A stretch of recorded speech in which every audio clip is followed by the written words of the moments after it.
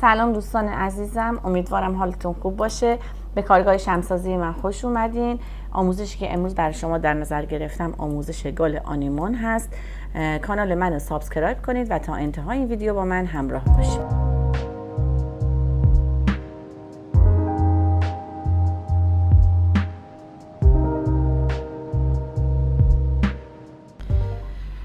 برای آموزش امروز گل آنیمون که گل آنیمون ایتالیایی و ژاپنی هست. ایتالیاییش پرپره و ژاپنیش گلش کمپره و چمپر.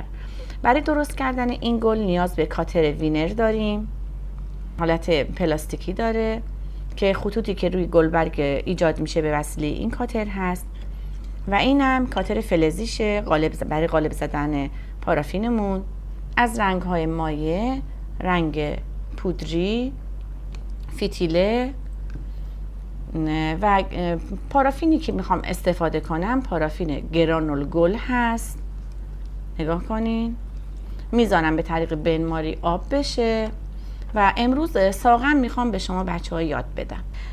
برای درست کردن ساقه گل نیاز به فتیله داریم که ببینین اندازه فتیله رو من میریزم داخل این پارافین و مثل همون درست کردن فتیله‌ای که بهتون یاد داده بودم مثل همون فتیله رو درست میکنیم. میذاریم تا خشک بشه. تو این فاصله که فتیلمون پارافین زده بودیم خشک بشه، میخوام ساقه درست کنم، باید رنگ سبز بریزم. میتونم هم رنگ مایع استفاده کنم، هم میتونم یه مقداری از رنگ پودری استفاده کنم.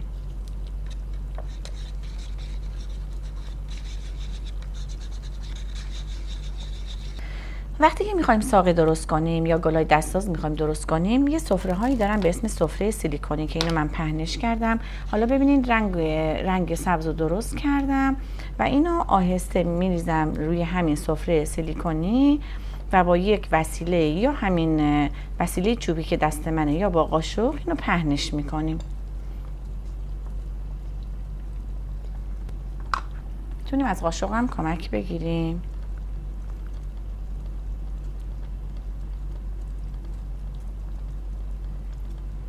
پهنش میکنیم اینو. منتظر میمونیم تا خشک بشه. وقتی که بچه ها این پارافین خودشو گرفت، نگاه کنین اطرافشو که میبینیم به این شکل نامنظم با یه وسیله گفته بودم که اینا وسایل مجسمه سازی هستن. برمیدارین، نگاه کنین. از چاقو نباید استفاده کنین چون این سفره پلاستیکی ممکنه که سوراخ بشه و غیر قابل استفاده بشه. خب الان ببینین این خیلی پارافینش خوبه. ساقه‌ای که میخوام درست کنم، فتیله‌ای که درست کردم و میذارم قسمت ابتداش و خیلی آهسته اینو نگاه کنین لولش میکنم تا به شکل ساقه در بیاد. قطر ساقه بچه ها ببینین بستگی به خودتون داره. به این یه چیزی هستش که سلیقه است. ممکنه که شما دوست داشته باشین که قطر ساقه‌تون نازک بشه، پس با تا این قسمت نگاه کنین دیگه، تا همین قسمت که شدش دیگه مابقیشو چیکار میکنین؟ با همین وسیله‌ای که در دست دارین رو میبرین. بعد اینو با دستتون خوب سفتش میکنین اطرافشو به این صورت. میذارین تا کاملا خودشو بگیره و سفت بشه. فقط نگاه کنین انتهای این بریده میشه. ابتدای ساقم یه مقدارش تا این قسمت نگاه کنین فتیله‌شو میبرین. برای درست کردن کاسه وسط اون گلمون که بهش میتونیم بگیم پرچم، که من توی اون رنگ سبز یک کوچولو رنگ زرد ریختم و به شکل دایره و گرد روی این سفره پهنش میکنم. منتظر میمونم که سرد بشه. وقتی یکم سرد شد ببینین با پشت چاقو، ما نمیخوایم با قسمت نوک چاقو هیچ کاری نداریم، فقط با پشت چاقو یکم اینو جداش میکنیم. ببینین به این صورت. حالا اگه یه مقدارش هم موند اشکال نداره. ببینید به شکل دایره وار، حالت گرد و کاسه‌ای نگاه کنین، فقط به این صورت درش بیاریم. هم اضافه این رو نگاه کنین از زیر بزنین به این صورت بشه. یه فشاری هم به این قسمت ابتداش میدین، تهش هم میبریم. نگاه کنین. ببینیم با سیخ چوبی قسمت وسطش رو سوراخ میکنم. نگاه کنین. ببینین. بعد اینو از این ور ردش میکنم، از این ور در بیاد. اینو کاملا فشار میدم که سوار این ساقمون بشه. البته دور اینو میخوام یه پرچمی بگیرم که الان بهتون نشون میدم. یه مقدار از این، یک مقدار دیگه ای رو از اینو، از همین پارافینی که آب شده به شکل مستطیل روی این صفحه پهنش میکنم. میذارم یکم خودشو ببنده. نکته ای رو که من باید برای گلای دستساز بگم اینه که به این پارافینا نباید رنگ زیاد ریخته بشه.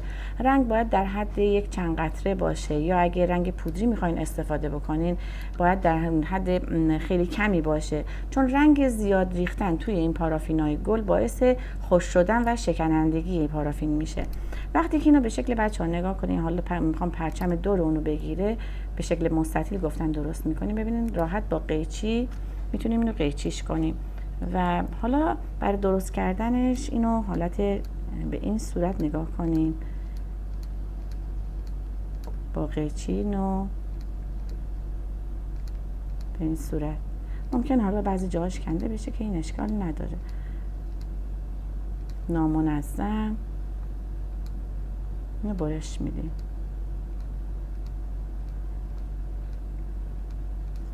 وقتی که این کار رو انجام دادیم پهناشو کم میکنم و بعد نگاه کنین دور اینو میبندم. ببینین به این صورت دور این میبندمش. اینو میذارم به شکل به این صورت بیاد بالاتر و این دور این گرفته بشه. ببینین به این صورت. وقتی که پایین کارمون رو با سشوار میخوایم یکم حرارت بدیم و این به این ساق محکم بشه، این روی پرچمای این بچه میره میخوابه. اینو با یه سوزنی آروم خیلی آهسته لبه پرچما رو از داخل این کاسه گل میتونین جدا کنین. نگاه کنین. حالا برای گلبرگش من پارافین رو گذاشتم یکم گرم بشه و اونم میخوام رنگ صورتی کم رنگ درست کنم یا رنگ لیمویی کم رنگ. در هر صورت رنگتون باید خیلی ملایم و کم ریخته بشه داخل پارافین آب شد. یه مقدار رنگ لیمویی ببینید خیلی کم میریزم داخل پارافین آب شدم و با این قاشق آروم همش میزنم.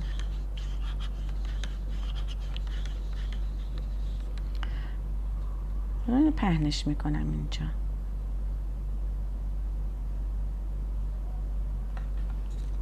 یکم خودشو بگیره که بتونم کاتر بزنم. آهسته خیلی کم فشار میدم. حالا ببینیم بر میدارم. نگاه کنین خطوطش روی پارافین افتاده. پارافین گرم کنار خودم دارم. انتهای گلبرگ رو میزنم به پارافین گرم. نگاه کنین. بعد میذارم روی این پرچمم. ببینین با انگشتم نگه میدارم به این صورت. نگاه کنین.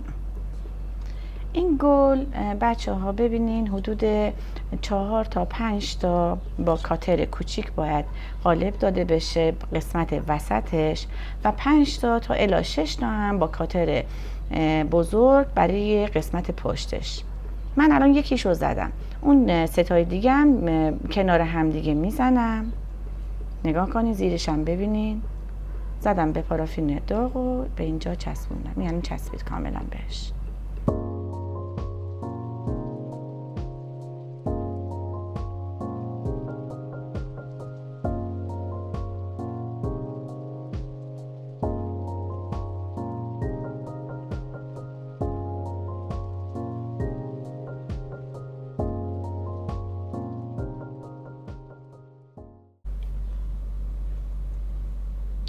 آخرین گلبرگ رو از قسمت وسط گلمون ببینید این گل 5 تا گرفت کاملا. ببینید انتهای گلبرگ رو میذاریم داخل پارافین گرم و میذاریم اینجا، با دستمون نگه میداریم. حالا میرسم به گلبرگ بزرگتر. ببینیم با کاتر بزرگ اینو من زدم، قالبو زدم، میذارم همینجا مثل همون. حالا من یه مقدار اینو با دستم فشار کوچولویی میدم، بعد اینو میذارم اینجا. بچه‌ها خیلی آهسته این کار انجام بدید. میذارم قسمت انتهای این، ببینید انتهاشو میذارم داخل پارافین گرم و ما بین یکی از این گلبرگا رو میذارم. شروع میکنم به گذاشتن این گلبرگم. ببینیم به این صورت.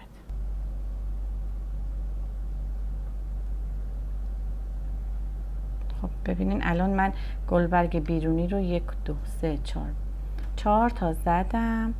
یکی دیگه میزنم 5 تا و میتونم همینجور پرپرش کنم. این گل آنمونی که امروز به شما یاد دادم بچه‌ها، گل آنمون ژاپنی هستش که به این صورته.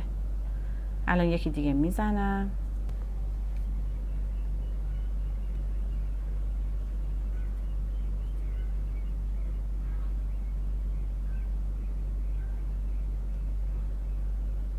و اینم آخرین گلبرگی که من به این گلمون زدم.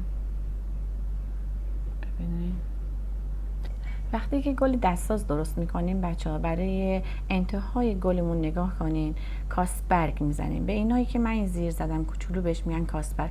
به همون پارافینی که آب شده بود و گرم بود یه مقدار سبز بهش اضافه کردم. این کاتر رو زدم، بعد اینو برداشتم.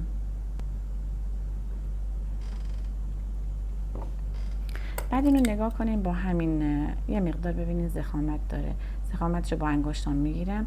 ببینیم با همین قیچی خیلی آهسته به این صورت اینو برشش میدیم، میزنیم. ببین میذاریم داخل این کاتر وینر که خطوط داره، روی این یه مقدار با انگشتون پهنش میکنیم. این خطوط از این ور میافته. به انتهای پارافین گرم میزنیم و میذاریم انتهای گلبرگمون جوری که ببینین به این صورت در میاد. انتهاش آهسته فشار میدیم، پهنش میکنیم با انگشتمون. این کاسبرگ به این صورت میمونه. دور تا دورش رو نگاه کنید، از این کاسبرگا میزنیم. دوستان عزیزم، به انتهای آموزش امروز گل دستساز آنمون ژاپنی رسیدیم. امیدوارم که لذت برده باشین. لایک و سابسکرایب و کامنت یادتون نره. تا یه ویدیو آموزشی دیگه، خدا نگهدار.